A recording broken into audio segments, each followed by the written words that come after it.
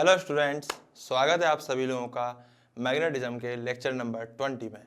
तो बेटा आज के इस लेक्चर के अंदर जैसे अभी तक हम लोगों ने मैग्नेटिज्म में क्या क्या चीज़ें पढ़ी थी, करंट कैरिंग वायर की वजह से क्या मैग्नेटिक फील्ड होती है, मैग्नेटिक डाइपोल मोमेंट क्या होता है क्योंकि कोइल की वजह से, ये सब चीज़ें देखी थी।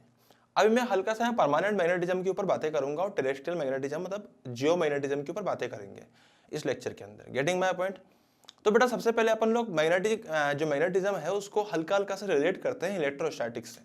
जैसे याद करो कि इलेक्ट्रोस्टैटिक्स में मोनोपोल एग्जिस्ट करते हैं, तो मैग्नेटिज्म में मोनोपोल एग्जिस्ट नहीं करते हैं। मैग्नेट जो है मोनोपोल्स में एग्जिस्ट नहीं करती है।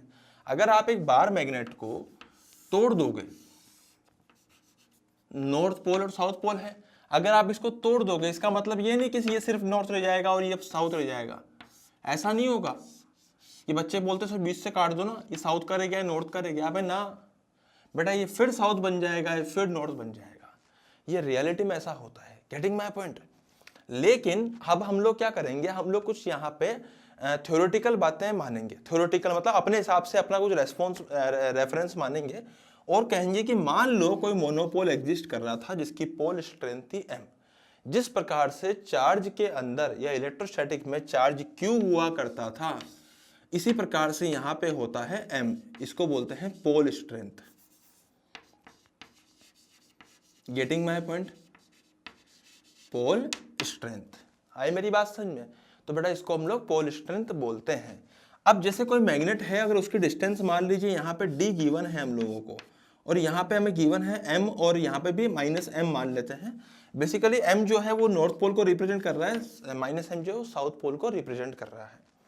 तो यहाँ पे अगर मैं मैग्नेटिक मोमेंट अगर लिखूंगा तो वो कितना आता है, वो आता है m into D divided by m into D. Simply इसका ऐसा लिख देते हैं। जैसे याद है अपन वहाँ पे अपन चार्ज का डाइपोल मोमेंट लिखते थे +q -q, तो q इंटू डी करते थे डाइपोल मोमेंट। तो यहाँ आता है m into D magnetic dipole moment. Getting my point? हाँ भाई, तो ये पोल स्ट्रेंथ वगैरह हम ऐसा लिख सकते हैं। अब वहाँ बात किया करते थे कि जो चार्ज है उससे सारे के सारे लाइन्स निकलती है इलेक्ट्रिक फील्ड की। तो ऐसा हम लोग यहाँ अज्यूम करते हैं कि मैग्नेटिज्म के अंदर अगर हम अज्यूम करें कि अगर मान लीजिए मोनोपोल एग्जिस्ट करता है तो वहां से सारी लाइंस निकलेंगी किसकी, नॉर्थ पोल से। और हम ऐसा अज्यूम करेंगे कि साउथ पोल में ये सारी लाइंस एंटर कर जाएंगी। Getting my point? तो नॉर्थ से निकलेगी साउथ में एंटर करेंगी। अबे आ रहा है समझ में?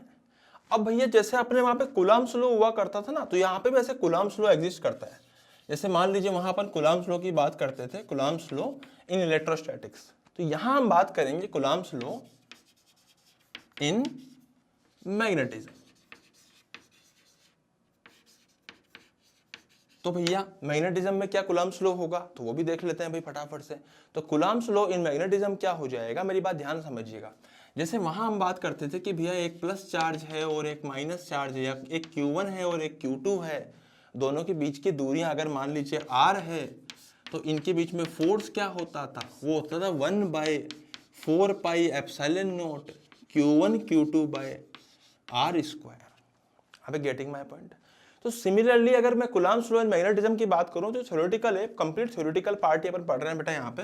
तो हम लिख देंगे कि यहाँ पे हो सकता है एक मोनोपोलो m1, यहाँ पे एक मोनोपोलो m1, दोनों के बीच की दूरियां हो r। तो अगर मैं फोर्स लिखूंगा ना तो वो कितना आएगा, जहां 1/4 पाई एप्सिलॉन नॉट हुआ करता है, वहां मैग्नेटिक फील्ड के अंदर ये μ0/4 पाई हुआ करता है। Getting my point?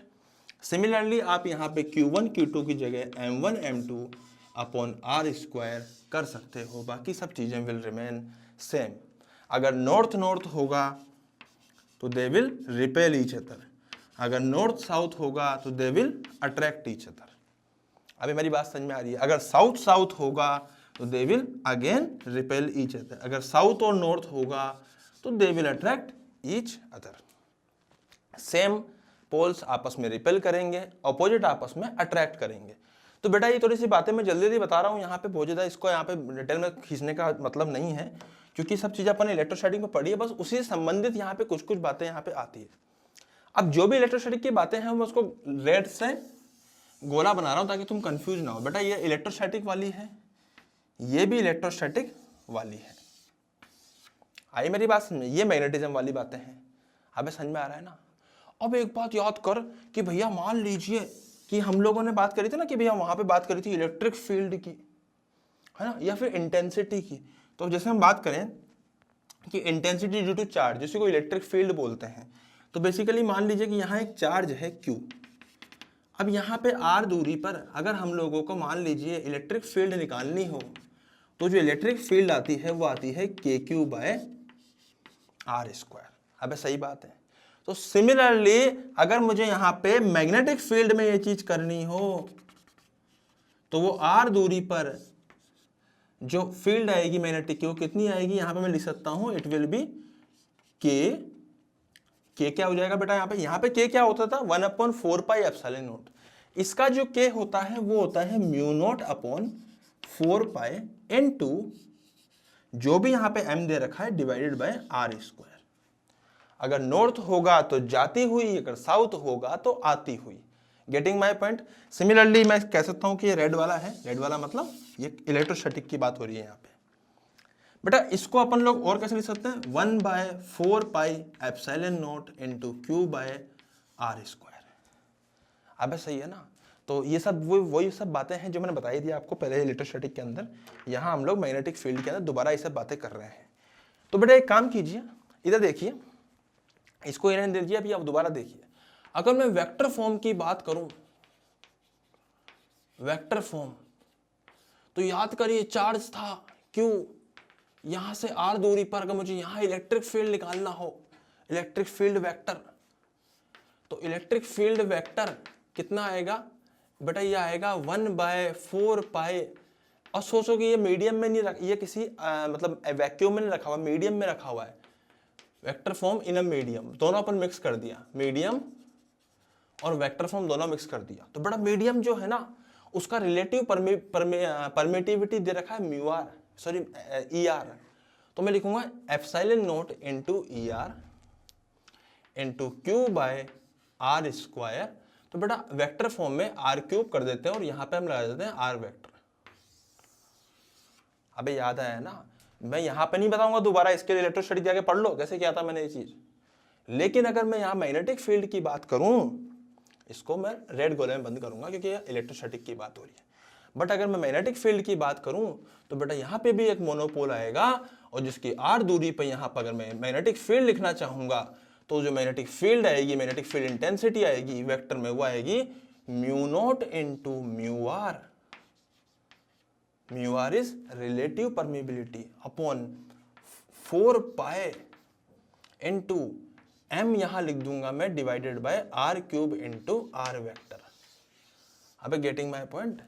तो ये सब बातें मैंने यहाँ पे लिख दी है, किसके लिए, वेक्टर फॉर्म के लिए, मैग्नेटिक फील्ड के अंदर। Getting my point. तो बेटा ये सब बातें हैं जो आपको लिखनी है। अब इसमें छोटी छोटी सी बातें और हो जाती है, जैसे मान लीजिए अपन इलेक्ट्रोस्टैटिक की बातें क्या करते थे कि भैया इलेक्ट्रिक फील्ड्स हैं। अब इलेक्ट्रिक फील्ड अगर है तो यहाँ प्लस चार्ज लगाओगे तो उस पर इधर फोर्स लगेगा, अगर नेगेटिव चार्ज लगाओगे तो इधर फोर्स लगेगा। अब सही है ना। लेकिन अगर मान लीजिए इधर मैग्नेटिक फील्ड है, अगर मैग्नेटिक फील्ड है तो अगर यहां फोर्स लगाओगे, सॉरी फोर्स नहीं, मैग्नेटिक फील्ड है ना, तो अगर तुमने यहां पे M रखा जो कि एक्चुअली नॉर्थ पोल को रिप्रेजेंट कर रहा है, तो उस पर इधर फोर्स लगेगा। अगर M रखा जो कि साउथ पोल का है तो उस पर इधर फोर्स लगेगा। जैसे वहां प्लस चार्ज काम किया करता था वैसे यहाँ नॉर्थ पोल काम किया करेगा, जैसे वहां माइनस चार्ज काम किया करता था वैसे यहाँ पे साउथ पोल काम। बेटा सब कुछ हाइपोथेटिकल है, मैं यहाँ पे सिर्फ हाइपोथेटिकल कंडीशंस आपको समझा रहा हूँ कि किस प्रकार से हम रिलेट कर लेते हैं मैग्नेटिक फील्ड को इलेक्ट्रोस्टैटिक फील्ड से। Getting my point. तो यहाँ पे हम लोगों ने ये बातें और कर ली है। अब समझ में आ रहा है ना। अब मैं आपको कुछ बातें और बताता हूँ, यहाँ पे ध्यान से देखिएगा, इसको नोट डाउन कर लीजिएगा। कर लो एक काम को, नोट डाउन कर लो इसको पहले, है ना।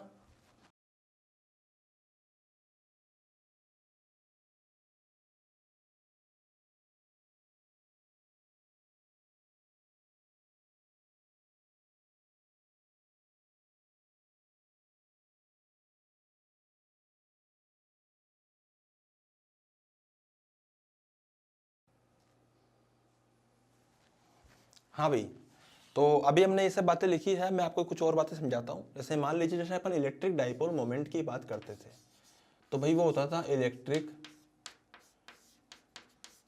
Dipole moment.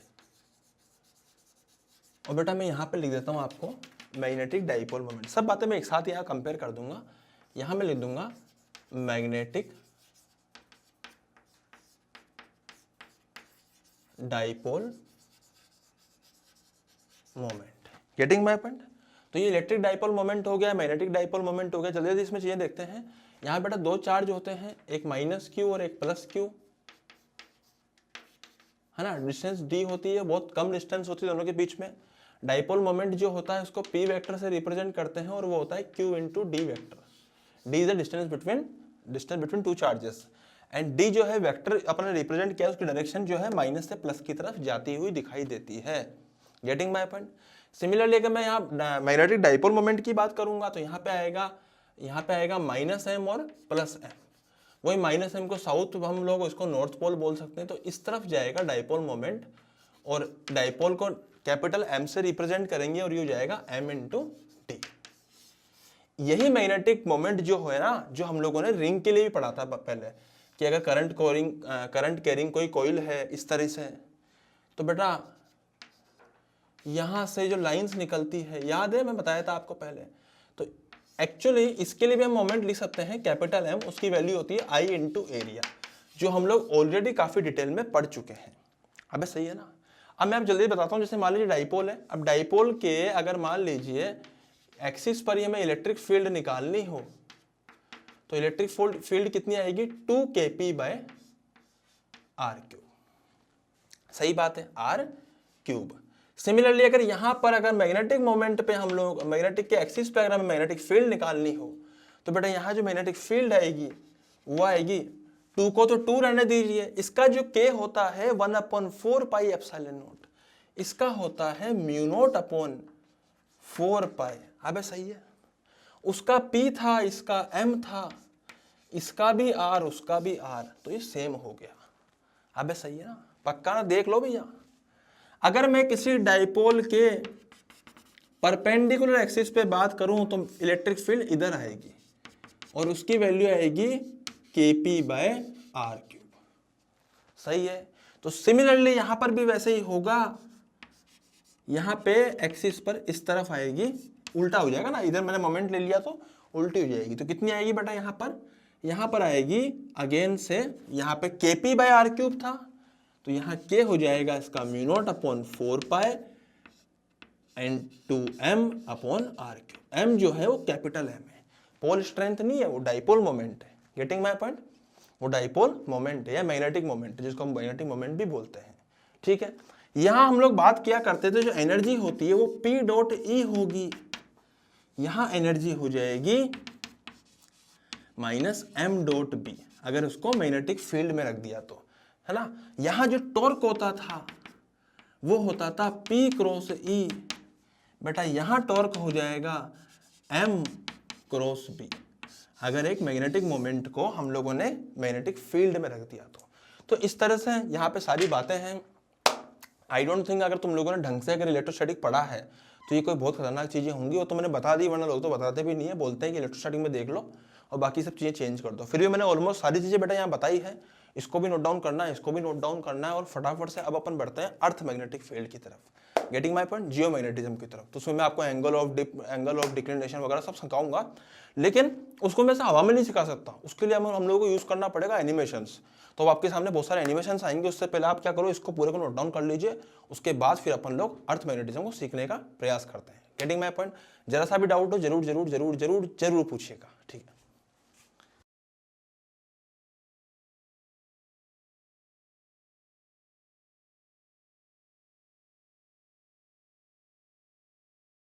हाँ स्टूडेंट्स, तो बेटा अब अपन जो पढ़ेंगे वो है अर्थ मैग्नेटिक फील्ड या जियो मैग्नेटिज्म जिसको बोलते हैं। अर्थ की भी अपनी एक मैग्नेटिक फील्ड होती है। अब उसके कई सारे कारण होते हैं, वो कैसे होती है, एज सच कोई बहुत ज़्यादा खतरनाक चीज़ नहीं है, बट थोड़ा सा इसको हम लोगों को 3D में समझना पड़ता है। तो 3D में समझाने के लिए हम लोगों ने क्या करा कि आपके सामने ये ग्राफिक्स और एनिमेशन का इस्तेमाल किया है। तो सबसे पहले तो अर्थ की जो मैग्नेटिक फील्ड होती है आखिर वो होती क्यों है, उसको समझाने के लिए बताता हूँ मैं आपको। ये होती है due to rotation of molten iron alloys in the inner core of the earth. देखो सबसे पहले आपको यहाँ पे जो ये लिखा हुआ है बेटा, इस चीज़ को लिख लीजिए। अर्थ की जो मैग्नेटिक फील्ड होती है वो किसके कारण होती है? Due to rotation of molten iron alloys in the inner core of the earth. अब अर्थ की अपनी एक एक्सिस ऑफ रोटेशन होती है। सबसे पहले आप यहाँ देखिए, आपको स्क्रीन के ऊपर अर्थ दिखाई दे रही है। आई मेरी बात समझ में? जो अर्थ घूमती हुई दिखाई दे रही है, गेटिंग माय पॉइंट? ये अर्थ अपने को घूमती हुई दिखाई दे रही है। किसके अबाउट घूम रही है? अपने एक्सिस ऑफ रोटेशन के अबाउट घूम रही है, जो आपको यहाँ पे एक्सिस ऑफ रोटेशन यहाँ पे दिखाई दे रहा है। Getting my point?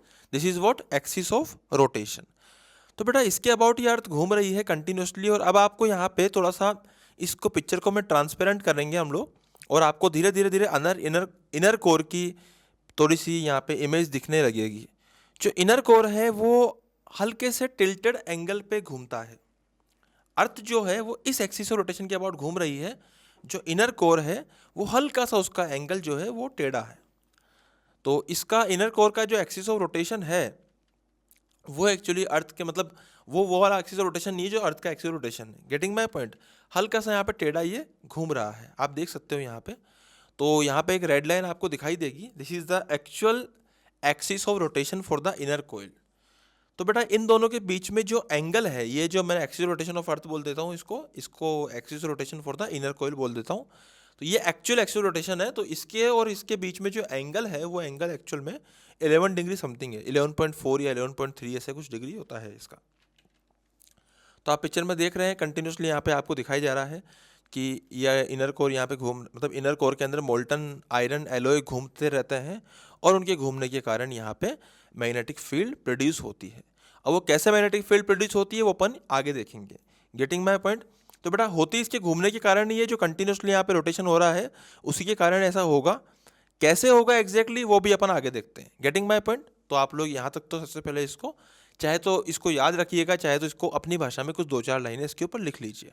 पूरा 3D में है, इसलिए आपको अपनी भाषा में कुछ ना कुछ लिखना पड़ेगा कि हाँ भाई इसके घूमने के कारण ऐसा होता है, और जो भी छोटी मोटी बातें आप लोग लिख सकते हो।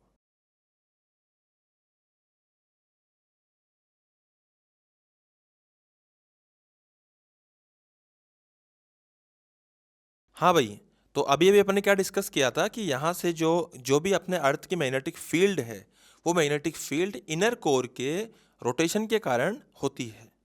अब उसको थोड़ा सा और डिटेल में समझते हैं। जैसे यहाँ पे एक्सिस ऑफ रोटेशन में गिवन है, ये अर्थ जो है वो घूमती हुई दिखाई दे रही है। अब कोर वोर मैं आपको नहीं दिखा रहा हूँ, मैं आपको सिर्फ बार दिखा रहा हूँ यहाँ पे।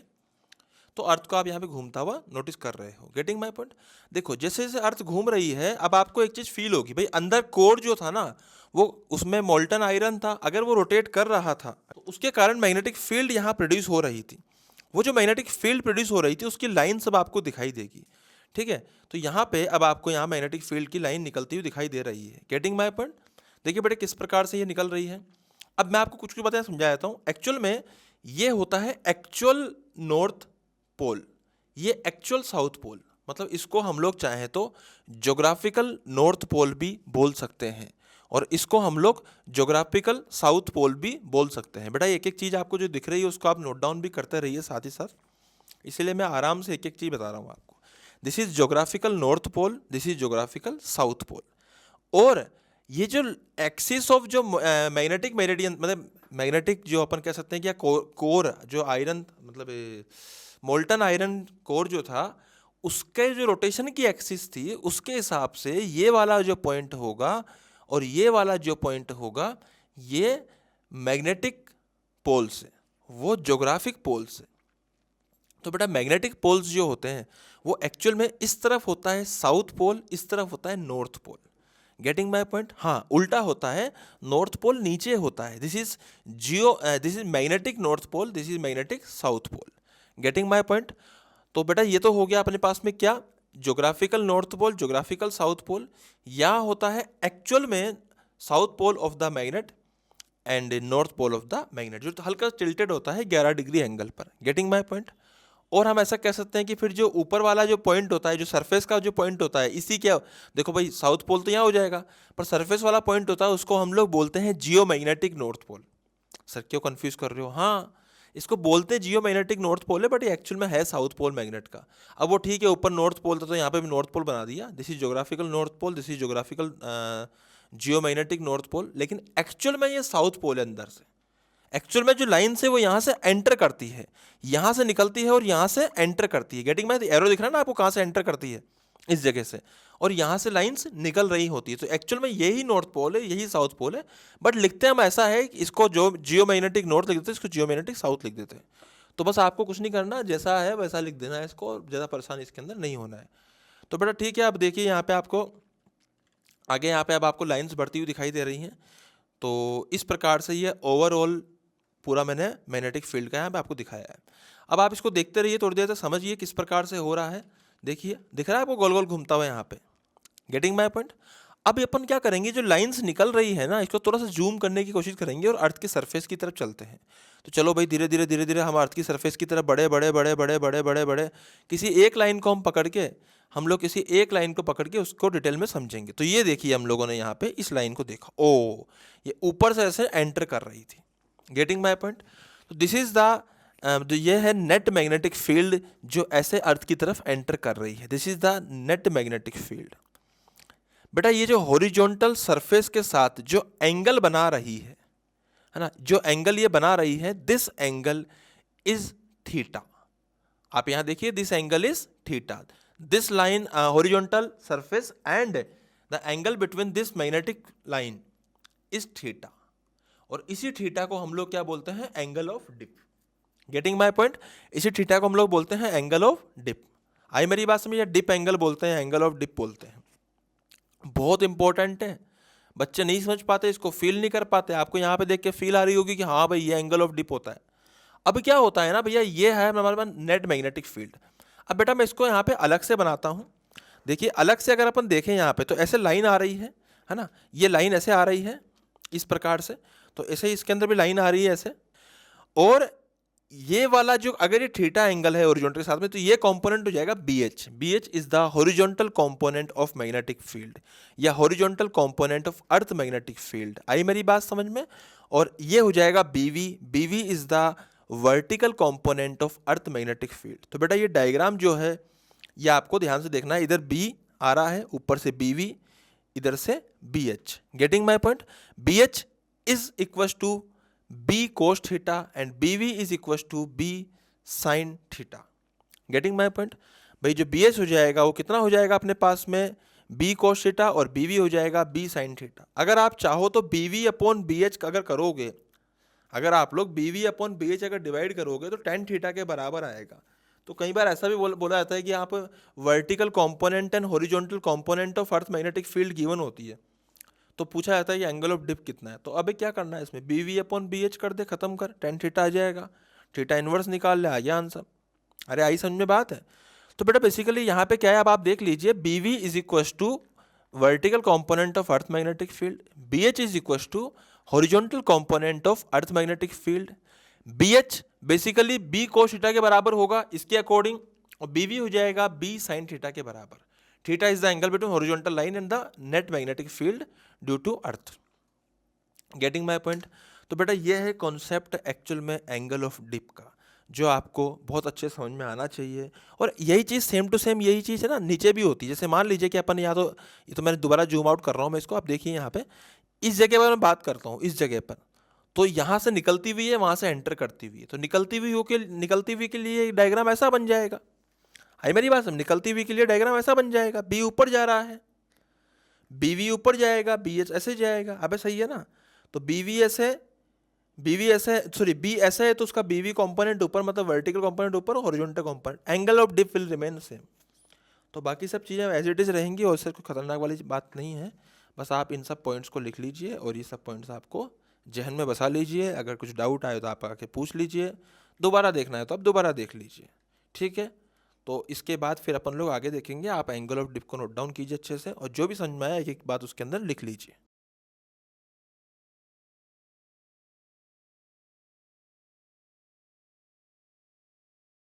हाँ भाई, तो फिर से देखिए, अब यहाँ पे अपन एक और बात करेंगे। बात बहुत इंपॉर्टेंट है, आपको अर्थ दिखाई दे रही है। अब मैंने बताया आपको कि अर्थ में, यहाँ पे अर्थ में सॉरी क्या, अभी अपन लोगों ने बात करी थी एंगल ऑफ डिप की, ठीक है बेटा। तो सबसे पहले अपने को इंडिया दिखाई दे रहा है यहाँ पे, तो सबसे पहले अपन बात करी थी एंगल ऑफ डिप की। अब अपन बात करेंगे यहाँ पर किसकी, एंगल ऑफ डिक्लिनेशन की। तो ये भी अपने आप में बहुत इंपॉर्टेंट एंगल है, तो आपको इसको भी समझने के लिए 3D का इस्तेमाल करना पड़ेगा। सबसे पहले आप यहाँ पे देखिए, आपको अर्थ फिर से घूमती हुई दिखाई देगी, है ना। तो यहाँ पे एक्सिस ऑफ रोटेशन हमें सबसे पहले दिखाई देता है। मैंने बताया था आपको पिछली बार भी कि ये एक्सिस ऑफ रोटेशन है। This is actually geographical north pole, geographical south pole. अब यहाँ पे अगर हम ध्यान से देखें तो यहाँ पे एक लाइन हमें और दिखाई देती है जो किसी एंगल पे होती है 11 डिग्री पर। वो होता है geomagnetic north pole, geomagnetic south pole. हाँ भाई सही बात है यार। तो अगर हम देखें तो देखो एक्चुअली क्या हो रहा है यहाँ पे, मैं एक छोटा सा यहाँ पे काम कर रहा हूँ। इसको अगर मैं बीच से कट कर दें, इसको अपन है ना बीच से अलग कर दें, तो कुछ ऐसा फ्रेम सा हमें दिखाई देगा कि हाँ भाई यहाँ पे बिल्कुल बीचों बीच ऐसे दिखाई देगा। जो लाइन बीच से पास कर रही है, ये नॉर्थ पोल है एक्चुअली, साउथ पोल इस तरह से लाइन पास कर रही है, इसको हम लोगों ने बीच से कट कर दिया। ठीक है, इसको देखते रहिए बेटा। अब सामने से कुछ ऐसा दिखाई दे रहा है, हाँ सर सही बात है। अब आपको दोबारा से वो अर्थ बनती हुई दिखाई दे देगी, हाँ सर सही बात है, दिख रही है, अर्थ बन चुकी है दोबारा से। देखो ये अपना जियोमैग्नेटिक नॉर्थ पोल था, जियोमैग्नेटिक साउथ पोल था। बेटा अगर मैं अर्थ पे कोई भी पॉइंट चूज करता हूँ, मान लीजिए मैंने ये वाला पॉइंट चूज कर लिया, ये वाला पॉइंट, ठीक है, किसी भी पॉइंट, कोई भी पॉइंट आप चूज कर सकते हो, geographical north pole, geographical south pole और ये पॉइंट, इन तीनों को जो मिलाने वाला ये फ्रेम है, ये जो अपने गोला है या सर्कल है, उसको आप लोग क्या बोल देंगे, ज्योग्राफिकल मेरिडियन। इसको बोलते हैं ज्योग्राफिकल मेरिडियन। दिख रहा है ना ब्लू लाइन वाला, जो ब्लू गोला जो दिखाई दे रहा है, this is known as geographical meridian. ये जो ब्लू दिखाई दे रहा है आपको, गेटिंग माय पॉइंट। बेटा फिर से मैं बात करूंगा, ये same point geomagnetic north pole, geomagnetic south pole, इन तीनों से जो मिलके जो हमारे पास सर्कल बन रहा है या फ्रेम बन रहा है, या हमारे पास में फेस बन रहा है, इसको हम बोलते हैं जियोमैग्नेटिक या सॉरी मैग्नेटिक मेरिडियन। वो कौन सा था ब्लू वाला, geographic meridian, this is known as magnetic meridian. बेटा समझ में आ गया दोनों मेरिडियन कौन कौन से होते हैं। तो बस ये दोनों मेरिडियन है जो मैंने समझाया आपको। ये पीछे की लाइन भी आपको दिखाई दे रही है यहाँ पे, रेड वाले के पीछे वाली, ब्लू वाले के पीछे वाली लाइन जो पूरे अर्थ को कवर कर रही है। अब धीरे धीरे यहाँ से अर्थ गायब हो जाएगी, देखो अर्थ गायब हो गई साहब। अब हमारे पास ये मेरिडियन बचे हैं, this is the blue is geographic meridian and the red is magnetic meridian. Getting my point. अब मैं आपको धीरे समझाऊंगा यहाँ पे एग्जैक्टली क्या हो रहा है। देखिए सामने से देखिए बेटा, सामने से फील होगा आपको, देखो देखो देखो देखो दिख रहा है दिस एंगल, ये जो सामने का एंगल है ना, this angle is angle of declination, this angle is angle of declination. Getting my point. यही वो एंगल है जो एंगल ऑफ डिक्लिनेशन के बराबर आएगा। तो बेटा यहाँ मैंने समझाया आपको एंगल ऑफ डिक्लिनेशन क्या होता है, एंगल ऑफ डिप क्या होता है, इन सब बातों को आपको लिखना है। और ये एंगल ऑफ डिक्लिनेशन है, ये ज्योग्राफिक मेरिडियन है, ये हमारे पास में मैग्नेटिक मेरिडियन है। इसको नोट डाउन कर लीजिए, फिर अपन लोग आगे बढ़ेंगे।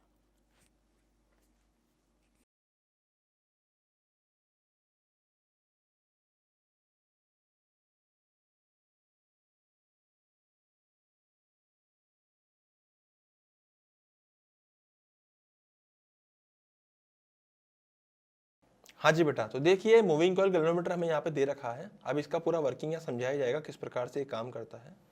सबसे पहले क्या है, कोयल यहाँ पे बनाई गई है जिसके अंदर कुछ नंबर ऑफ टर्न्स होंगे, ठीक है।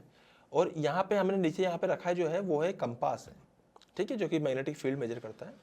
यहाँ हमने सिस्टम बनाया है, इस कोयल को क्या है, दोनों पॉइंट्स को यहाँ से वायर से कनेक्ट किया गया है जो कि सोर्स से लगा हुआ है। और यहाँ पे हमने एमीटर लगा रखा है, मतलब यहाँ पे करंट इस समय कितने हैं, करंट यहाँ पे एग्जैक्टली कितना दे रखा है हम लोगों को कि भैया 0 करंट अभी की तारीख में। अब ये कोयल का रेडियस गिवन है, नंबर ऑफ टर्न्स यहाँ पे गिवन है, सिर्फ ये समझाने के लिए। अब सबसे पहले क्या होगा बेटा कि एक होता है अर्थ का हॉरिजॉन्टल मैग्नेटिक फील्ड। तो ये जो नीडल जो नॉर्थ डायरेक्शन को रिप्रेजेंट कर रही होती है ना, ये एक्चुअली अर्थ के हॉरिजॉन्टल मैग्नेटिक फील्ड की डायरेक्शन को रिप्रेजेंट कर रही होती है। आपको दिख रहा है ये चीज, देखो एरो यहाँ पे दिखा रहे हैं लोग, ठीक है। अब होगा क्या, देखो सबसे पहले हमें क्या करना है, यहाँ पे देखिए ध्यान से आप, इस जो अपना कोयल है इसको हम लोगों ने एग्जैक्टली नीडल की डायरेक्शन में इसको हमने रख दिया है। मतलब देखा जाए तो ये हॉरिजॉन्टल मैग्नेटिक फील्ड के प्लेन में है, हॉरिजॉन्टल मैग्नेटिक फील्ड के ही प्लेन में है। मतलब ये जो दिख रहा है ना, प्लेन जो है किसका प्लेन, कोयल का जो प्लेन है वो हॉरिजॉन्टल मैग्नेटिक फील्ड के ही प्लेन में आ रहा है, ठीक है। तो मतलब इसको हम चाहें तो मैग्नेटिक मेरिडियन भी बोल सकते हैं, दिख रहा है, मैग्नेटिक मेरिडियन बोल सकते हैं। ऐसा तब होगा जब इसमें कोई करंट नहीं होगा। भाई करंट कोई नहीं है, हमने इसको हॉरिजॉन्टल मैग्नेटिक नीडल जो है उसी डायरेक्शन में इस प्लेन को लगा दिया है। Getting my point. तो इससे क्या हो रहा है कि अभी इसकी डायरेक्शन जो नीडल दिखा रहा है वो सिर्फ और सिर्फ हॉरिजॉन्टल मैग्नेटिक फील्ड की डायरेक्शन थी वो ही दिखा रहा है, मतलब वही नेट मैग्नेटिक फील्ड है यहाँ पर एग्जैक्टली, उसके अलावा कोई मैग्नेटिक फील्ड नहीं है। अब बेटा अब खेल यहाँ से शुरू होगा। खेल कैसे शुरू होगा कि जैसे मैं करंट बढ़ाऊंगा तो करंट बढ़ाने से क्या होगा, मतलब करंट बढ़ाने से क्या, करंट लाने से इसके अंदर इस कोयल में करंट आएगा। अब हम जानते हैं कि magnetic field due to current carrying wire में अगर एक कोयल है उसके अंदर अगर करंट आता है तो उसकी भी कुछ मैग्नेटिक फील्ड होती है। हाँ भाई सही बात है। और सेंटर पे उसकी वैल्यू कितनी होती है, mu not an I upon 2r, where n is number of turns, I is current carrying in the wire और coil, 2 is 2 नंबर है वो, और r क्या है, रेडियस ऑफ द coil। तो बेटा उस मैग्नेटिक फील्ड को मिलाकर और अर्थ की हॉरिजॉन्टल मैग्नेटिक फील्ड को मिलाकर यहां पर ओवरऑल जो मैग्नेटिक फील्ड आएगी उसकी डायरेक्शन में हमारी नीडल चली जाएगी। आप देखिए यहाँ पे ये नीडल एक्चुअली अब किसकी तरफ जा रही है, ये बेसिकली अर्थ की मैग्नेटिक फील्ड और हॉरिजॉन्टल अर्थ की जो हॉरिजॉन्टल फील्ड उसका जो हॉरिजॉन्टल डायरेक्शन में जो उसका कंपोनेंट था और कोयल का जो सेंटर पे मैग्नेटिक फील्ड होगा, दोनों का मिलाकर जिस भी डायरेक्शन में नीडल जाएगी वो एक्चुअली क्या है, नेट मैग्नेटिक फील्ड को रिप्रेजेंट कर रही है। तो यहां पे हम लोगों ने जो केस लिया है वो पर्टिकुलरली 45 डिग्री का लिया है। आई मेरी बात समझ में? तो बेटा 45 डिग्री के केस में मैं क्या कह सकता हूं, 45 डिग्री के केस में ये tan थीटा बराबर देखिए यहाँ पे कितना हो जाएगा, हम लिख सकते हैं BC upon BH। BC is the, देखो अगर आप चाहो तो इसको इस फॉर्मूले को भी याद रख सकते हो, BC upon BH equal to tan theta. BC क्या है, magnetic field due to current, BH क्या है, अर्थ का हॉरिजॉन्टल कंपोनेंट ऑफ द, मतलब horizontal component of the earth magnetic field. tan theta is the जिस भी एंगल पे वो डिफ्लेक्शन किया है। तो बेटा यहाँ पे tan थीटा की वैल्यू, थीटा की वैल्यू यहाँ 45 है। अगर थीटा की वैल्यू 45 है तो BC बराबर BH हो जाएगा और हम लोग यहाँ से जो भी वैल्यू चाहें वो निकाल सकते हैं। तो अब आप यहाँ देख रहे हो कि BH बराबर mu naught NI upon 2R आ रहा है और आपको जो भी BH यहाँ पे गिवन होगा और N गिवन होगा, हो सकता है I निकालना हो सकता है BH नहीं गिवन हो और आपको ये सब गिवन हो तो आप BH निकाल सकते हो। तो इस प्रकार से अलग अलग जगहों पे अर्थ की हॉरिजॉन्टल मैग्नेटिक फील्ड की वैल्यू निकाली जाती है। आई मेरी बात समझ में? अर्थ की हॉरिजॉन्टल मैग्नेटिक फील्ड की वैल्यू इस तरह से अलग अलग जगहों पे निकाली जाती है, इस तरह से इंस्ट्रूमेंट्स को ले लेके। तो इनको टेंजेंशियल गैल्वेनोमीटर बोलते हैं। कई लोग क्या करते हैं कि जब अर्थ की मैग्नेटिक फील्ड किसी पर्टिकुलर पोजीशन पे कितनी आ रही है, उसकी वैल्यू कितनी है, वो कहीं बहुत ज़्यादा तो नहीं है, बहुत कम तो नहीं, जो भी उसकी वैल्यू होती है मतलब उसको निकालने के लिए वो लोग इस प्रकार से इसको यूज़ करते हैं। Getting my point? अगर अर्थ की हॉरिजॉन्टल मैग्नेटिक फील्ड आ चुकी है और हमें अगर मान लीजिए कि वहाँ पे, ध्यान सुनना बेटा यहाँ पे, क्योंकि मैं दिखाई नहीं दे रहा हूँ, उसे बस समझा रहा हूँ। अगर अर्थ की हॉरिजॉन्टल मैग्नेटिक फील्ड दे रखी है और वहाँ पे अगर हम लोगों को एंगल ऑफ डिप भी दे रखा है मान लीजिए, तो फिर उससे हम लोग अर्थ की वर्टिकल मैग्नेटिक फील्ड भी निकाल सकते हैं और वहाँ पे अर्थ की नेट मैग्नेटिक फील्ड भी हम लोग निकाल सकते हैं। Getting my point? तो this is all about tangent galvanometer. इससे फटाफट से इसको आप देख लीजिए और जो भी समझ में आया उसको सारी बातों को लिख लीजिए। कुछ भी डाउट आप मुझसे जरूर जरूर जरूर आके पूछिए।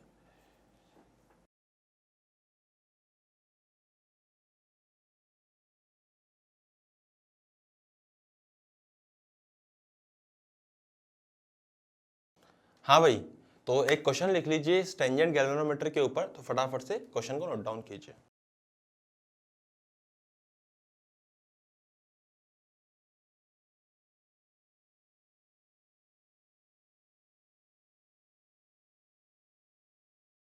हाँ जी बेटा, तो बेटा यहाँ पे क्या बोला गया है, एक टेंजेंट गैल्वेनोमीटर है। मैंने समझाया था आपको कि टेंजेंट गैल्वेनोमीटर बेसिकली क्या करता है, जिसमें एक मैंने बताया था ना आपको, एक कॉइल होती है और वहाँ पे जो अपना कंपास है वो डिफ्लेक्ट कर जाता है, ठीक है। तो बेसिकली यहाँ पे उसी के ऊपर सवाल है, बिल्कुल सिंपल सवाल, ध्यान समझिएगा। The radius of tangent galvanometer is 16 centimetre. सबसे पहले आप लिख लीजिए कि भैया रेडियस हो गया अपने पास 16 सेंटीमीटर। सवाल जो बोल रहा है पहले उसको समझिए। उसके सवाल ने बोला find the number of turns in its coil. Number of turns जो है वो हमें गिवन नहीं है, ठीक है, तो मैंने n लिख दिया यहाँ पे। तो नंबर ऑफ टर्न्स हमें गिवन नहीं है तो n लिख दिया। In its coil if a current of 40 milli ampere is, अबे अपनी कॉपी में देखो भैया, क्वेश्चन लिखा होगा ना अभी, तो क्या लिखा है, if a current of 40 milli ampere is required to produce a deflection of 30 degree. इसका मतलब थीटा जो है वो 30 डिग्री आ रहा है, और उसके अलावा क्या हो रहा है बेटा यहाँ पे, उसके अलावा यहाँ पे जो हमें करंट दे रखा है वो दे रखा है 40 मिली एम्पियर। ठीक है, 40 मिली एम्पियर, इसको लिख देंगे हम लोग 40 मल्टीप्लाई बाई 10 की power -3 ampere. Getting my point. तो हमें एन आ गया यहाँ पे, हमें थीटा मिल गया, हमें आई मिल गया यहाँ से। उसके बाद हमें क्या बोला गया, in its magnetic meridian horizontal component of earth magnetic field जो हमें दे रखा है वो कितना दे रखा है 36 10 की पावर -6। तो ये दे रखा है बेटा हम लोगों को, BH हमें गिवन है 36 × 10 की पावर -6 टेस्ला। चेक कर लेता है, सब कुछ सही है ना? हाँ भाई बिल्कुल सही है, यही वैल्यू हमें यहाँ पे गिवन है। तो भाई तुम याद करो, मैंने समझाया था आपको कि मूविंग टेंजेंट गैल्वेनोमीटर में क्या होता था कि भैया जो अपना जो भी अपने पास में करंट की वजह से मैग्नेटिक फील्ड आ रही है, तो magnetic field due to current is equal to क्या होती है, हॉरिजॉन्टल कंपोनेंट ऑफ अर्थ। ठीक है, अर्थ का जो हॉरिजॉन्टल कंपोनेंट है इनटू tan थीटा। अबे सही है ना? तो भैया यहाँ पे जो BC क्या हो जाएगा, μ0 Ni डिवाइडेड बाय 2R। भैया कोयल का, एक रिंग का, सर्कुलर रिंग का मैग्नेटिक फील्ड क्या होता है, μ0 Ni अपॉन 2R। अबे सही है ना? और यहाँ लिख दूंगा मैं equal to BH horizontal magnetic field 36 multiply by 10 की power -6 into tan theta. tan 30 कितना हो जाएगा, tan 30 साहब होता है 1/√3। सही बात है। तो यहाँ से n निकालना है, तो n की वैल्यू पुट कर दीजिए, यहाँ पे कितनी आएगी, इसको इधर ले जाइए, 36 10 की power -6 multiply by 2 multiply by r is 0.16 divided by नीचे कितना आ जाएगा, μ0। बेटा μ0 की वैल्यू क्या होती है साहब, μ0 होता है 4 पाई इंटू 10 की पावर -7 मल्टीप्लाई बाई n। तो यहाँ पे हमें गिवन ही नहीं है, तो वही निकालना है। और करंट कितना है, करंट होएगा 40 इंटू 10 की पावर -3। Getting my point. और फिर हमने यहाँ लगा दिया इंटू √3। तो बेटा ये लिख दिया है 36 10 की पावर -6 इंटू 2, यहाँ जाएगा r की वैल्यू जो है वो 0.16 हो जाएगी, डिवाइड बाई 4 पाई हो जाएगा, 10 की पावर -7 हो जाएगा, इंटू आई जो हो जाएगा 40 मल्टीप्लाई 10 की पावर -3 इंटू ये √3 जो है √3 रहेगा। Getting my point. तो यहाँ से जो n की वैल्यू आएगी वो कितनी आएगी, देखो n will be 36 multiply by 2, तो कितना हो जाएगा बेटा, वो देखो जो कट सकता है उसको काट दीजिए। पहले यहाँ पे आएगा, देखो देखो देखो देखो क्या क्या कट रहा है, 4 से ये कट गया 9 टाइम्स। अबे सही है। और देखो देखो देखो देखो देखो 2 से सर ये भी कट गया 20 टाइम्स। अबे सही है ना? तो अब मैं क्या कर सकता हूँ, 9 मल्टीप्लाई बाई 1 यहाँ लिख दूंगा मैं, 9 मल्टीप्लाई बाई, तो 9 मल्टीप्लाई बाई 0.16 तो हो गया ना, तो नीचे आएगा पाई मल्टीप्लाई बाई और क्या बचा 20 है ना, मल्टीप्लाई बाई और बचा √3। बेटा और देखो 10 की पावर -7 10 की पावर -3 ऊपर जाएगा 10 की पावर -6 से, तो ये जाके बन जाएगा 10 की पावर +4। Getting my point. तो चलो इसको सॉल्व करते हैं अपन जल्दी से, है ना? इसको करते हैं बेटा अपन, 9 multiply by 0.16 divide by pi divide by 20 divide by √3। चलो करके देखते हैं इसको ना। देखो 9 multiply by 0.16 multiply by multiply नहीं, ये तो हो चुका है मल्टीप्लाई। तो बेटा 1 मिनट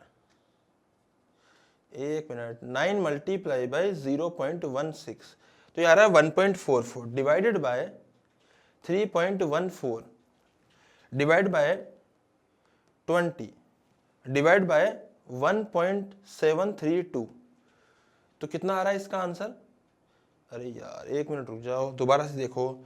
9 मल्टीप्लाई बाय 0.16 आया 1.44 डिवाइड करना है इसको 3.14। तो ठीक है भाई, रिजल्ट आया 0.458। फिर डिवाइड करो इसको 20 से, तो रिजल्ट आएगा ये। फिर डिवाइड करो इसको 1.732, तो आंसर आना चाहिए, बिल्कुल सही आया है, यह आंसर आना चाहिए बेटा। तो आएगा 0.0132 इंटू 10 की पावर 4। तो इसका आंसर आएगा 132 number of turns. Getting my point. बिल्कुल कैलकुलेशन देख लेना, कैलकुलेशन थोड़ी सी ऐसी ही पड़ती है इसकी, बाकी वो आंसर सही है एग्जैक्टली, है ना। वो अलग बात है कि ये कैलकुलेशन आपको खुद करनी पड़ेगी, तो यहाँ पे आपको और आगे जुगाड़ खुद लगाने पड़ते हैं रियलिटी में। तो बेटा ये आपके सामने गिवन है पूरा का पूरा क्वेश्चन, बिल्कुल सिंपल सवाल था, ऐसे कोई खतरनाक चीज़ नहीं थी, बस कैलकुलेशन नहीं थी, तो वो कैलकुलेशन आपको करनी ही पड़ेगी। अप्रॉक्सीमेटली आप रिजल्ट निकाल सकते हो उसका कैलकुलेशन करके भी, और ऐसे कैलकुलेटर आपको यूज़ करने का मौका तो मिलेगा नहीं, आपको खुद ही करना पड़ेगा। तो आप इसको नोट डाउन कर लीजिए और हम लोग मिलते हैं नेक्स्ट लेक्चर में। Thank you so much, happy learning, thank you.